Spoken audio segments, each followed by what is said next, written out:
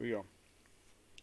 Welcome back to Nick Lenz Comic Corner, classic, non-classic. This episode number 26, 27, 57, if I'm not mistaken, correct?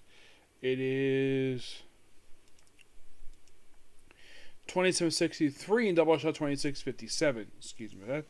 Okay, we're first discussing issues from stuff from Detective Comics and then stuff from Azreal. Yes, Azreal. Excuse me. First up, for Detective Comics, we're talking about the last 5 annuals to talk about for this series that have been released that I haven't reviewed yet. Those are curious, are you running out of annuals to review for this series? No. There's probably more annuals coming for this particular stuff here. First annual. And we're discussing annuals 6 to 10, released from the period of 1993 to basically 2000. Now, the number 6 is a tie-in to Bloodlines called Earth Plague, and is also set during Nightfall. How the frickin' gauntlets Batman is wearing. Yeah, that's John Paul Vallon, not Bruce Wayne. Yes. Chuck Dixon's least favorite storyline from DC Comics he worked on. Yes. This is written by him, art by Jim Ballant. Yes. Jim Ballant. I think, wait, that name sounds familiar. Didn't he work on one of the Bat books? He did. He was the original artist for Catwoman. And created that purple costume that was brought back recently with a slight redesign. Mostly put, it just introduced a character named Guest. And it's set during early stages of Nightfall. And for some reason, this annual was not collected in the trades for Nightfall. Despite coming out during the new trades that came out, the one that has like the 8 volumes, I would have thought that they would have included this here. They included the Robin one there, but not this one for some reason. Yeah, it's pretty much the same thing. We have these aliens who come to Earth and give these heroes powers, and that's pretty much the backstory of how these heroes get powers. Not the given annual.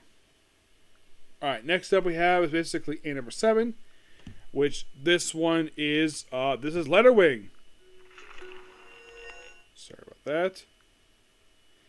Yes, written by Chuck Dixon and artwork by Akudia. I've heard him talk about this book a lot. This is a classic Detective Comics. This is an Elseworld story, and it's one of the very few Batman Elseworld stories to get a sequel. This got a sequel in Batman Chronicles. Yes. What's the story for this one? Batman's a pirate. And here's the thing, the artist is Brazilian. Yes. There was another artist who actually wanted to do this, but he mentioned on his podcast, he declared, oh, this was released the following year. It's an excellent annual. You have Catwoman as a pirate. Basically, it's like, what if Batman became a pirate? But this is just called Leatherwing. I mean, that's what he's called. He's not called Batman. This story is called Leatherwing. But an excellent annual, and I do recommend it. It's better than A number 6. Next up, we have A number 8. Excuse me. This is the Year 1 annual. Written by Chuck Dixon, art by Karen Doyer. Yeah, this one's all about the Riddler and his 2 assistants. That is most of what this book is. It has very little to do with the Year 1 stuff. It's just basically a tagline they put on the annuals. Alright, moving on to number 9. Or it's another Elseworld story. This is basically Legends of Earth. Written by Chuck Dixon, artwork by... Let's see if I can find the artists here.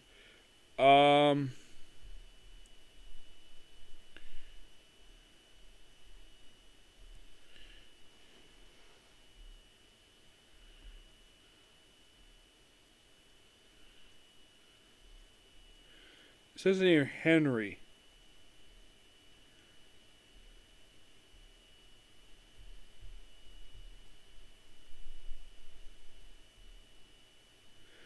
Oh yeah, excuse me, Flint Henry. It is mostly put a post-apocalyptic story, where it's set in a post-apocalyptic future. That's kind of what this is. Just read it. You'll find out what I mean by that. And then it comes to the last annual release, for 10 years. Yes. Annual number 10. Actually, it was from 93, 97, excuse me. Yes. For some reason, next anime released until 2000. Let's see. How long did it basically take for this book to be released?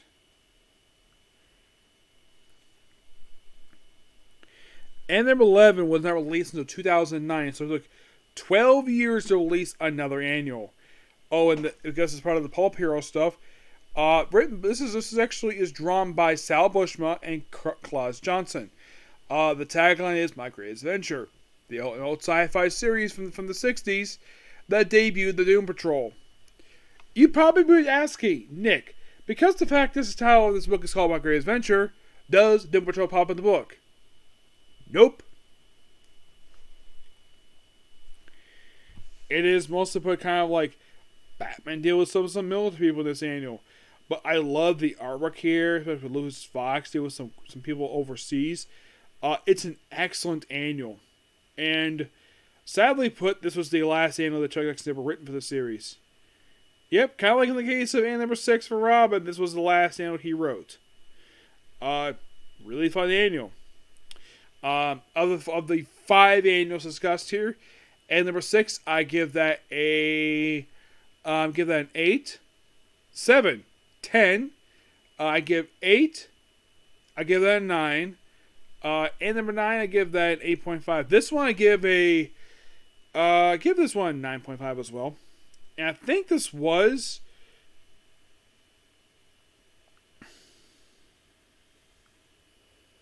like, you might be asking, Nick, what was the first annual Chuck Dixon did for Detective Comics?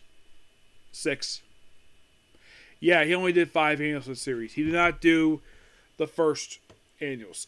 First annual was done by Danny O'Neill. I think second annual was done by Mark Waid. And number 3.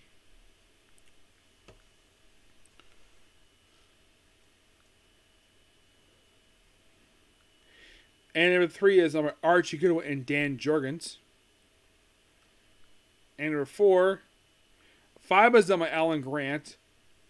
Louise Samuelson does the 4th annual. And that's pretty much all the annuals at the time. I never thought any annuals were bad per se. The only annual I consider to be bad in story, and this is not Dixon's fault, this is his editor's fault. 6. Alright. Now, we're also discussing some backup features for this book. Thinking, really? Yes. Now, where does the first one come in? Now, 500 to 503. That's already been discussed already. Now, does Dixon write these annuals? The backup stories? No, this is long before he basically did the book.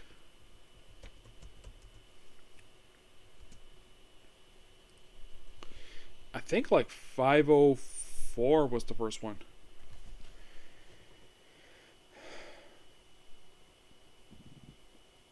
Excuse me. Yeah, 504 is the first one. Is a Jim Gordon story. Where it's basically, well, basically it's like something you see from the GCPD stories. Written by Paul Kupperberg. An excellent story. 505, 506, I believe those ones were Batgirl ones. Yeah, they were backup. They were basically ones for Batgirl. What about 507? 507, well, there's a couple backup features. One, well, Dress to Die is basically printed in trade. Excuse me. Pursuit of Joy is just this. It's just a standalone story of a Gothamite. It's just a story of violinists basically struggling in Gotham City. Diamonds Aren't Forever. Yes, the title is obviously a nod to Diamonds Are Forever, the James Bond movie. It's basically trying to take down a drug smuggler. Oh, who does these stories? Mike Delbert does Pursuit of Joy. Diamonds Aren't Forever is Bob Briskins with Charm Van Dien and artwork. 508 to 510, I believe, were backer ones, because I know that 511, I think like 511 is the next one. No, not 511. It's 510? No, not 510. I think next would be like Um,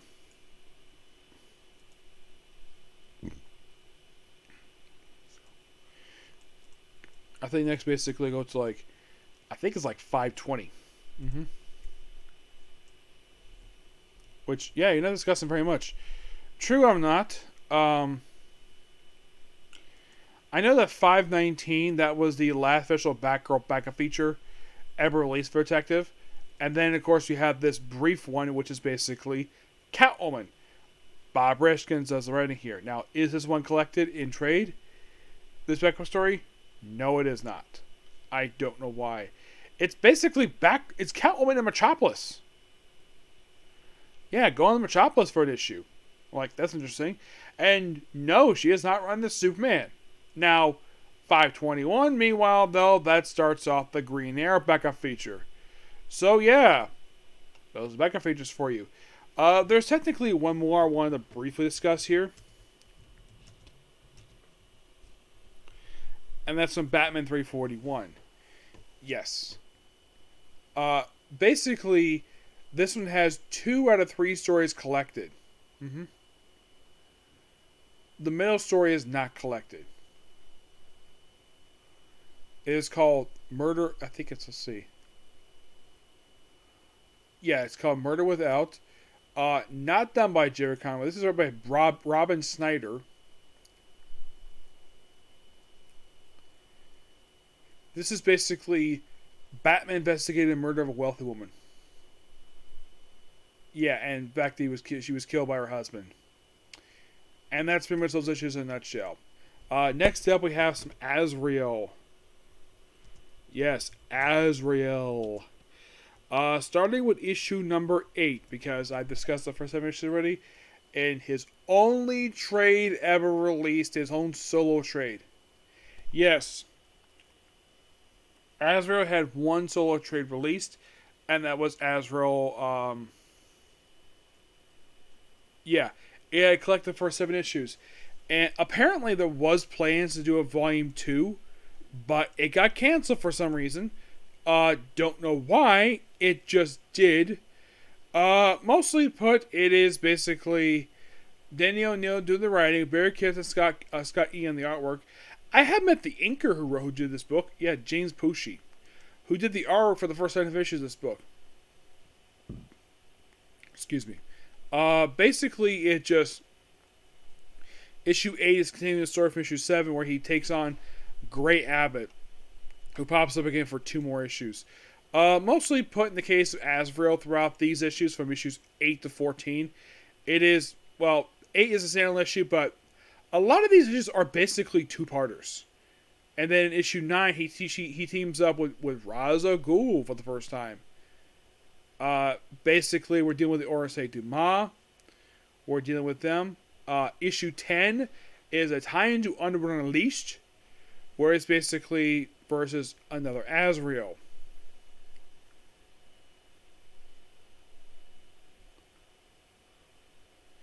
This was basically like a brief character who just appeared for this one issue. Appeared one issue besides that, and that was it. Issue 11 is the start of another 2-parter. Yeah, where basically...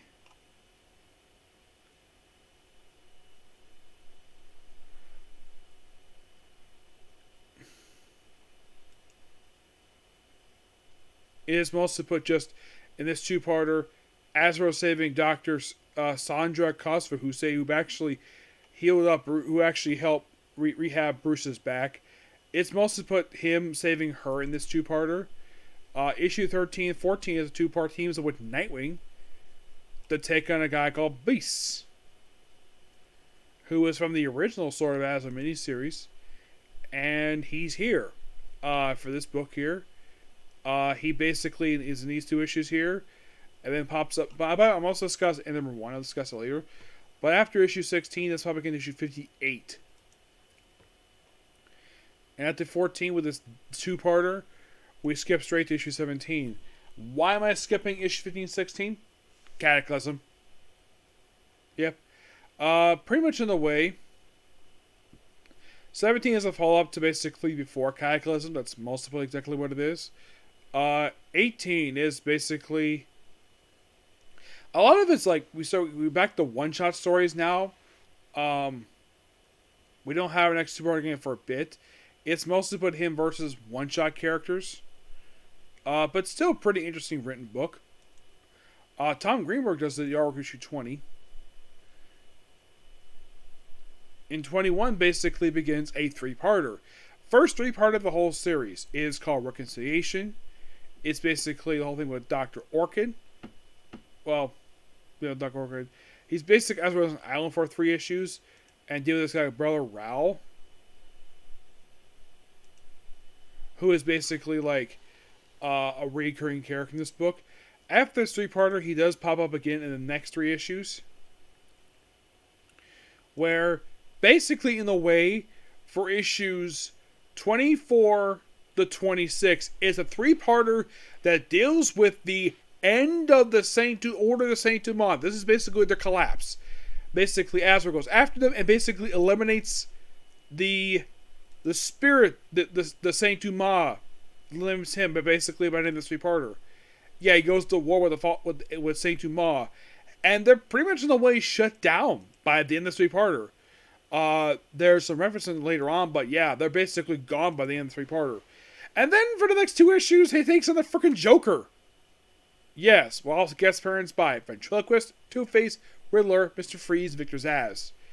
You're thinking, that's a weird 2-parter. Yeah, also, in this 2-parter, Joker wears Azrael's costume for 2 issues. It's called Angel Insane. Next 2 issues is Azrael versus, first Tally, then Ra's al Ghul himself, with Doug Berinke on the artwork. Very interesting book. It's sad Barry Kitson only does the covers at this point, but damn. Still a really fun book. My only guess is the reason why I didn't include Raz in these 2 issues, because he created him, so why the heck not? For the issues themselves, I think that basically from like 21 to 30, that's where it gets really good. First issues are just okay at best, but it still just continues the story that Daniel was starting at the start of the series. But now we're going to discuss the first 2 annuals for the series. Yes, first annual is basically dealing with a past version of Azrael. It's basically Azrael's father.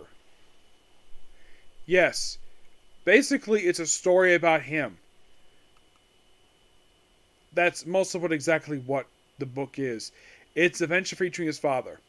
That's basically what it is. It's written by Barry Kitson, who does issues 1, 3, and 44. It's mostly by David Ackerman, who does. Our book is really good. And then, of course, we have Legend of Dead Earth, basically just Azrael in this world.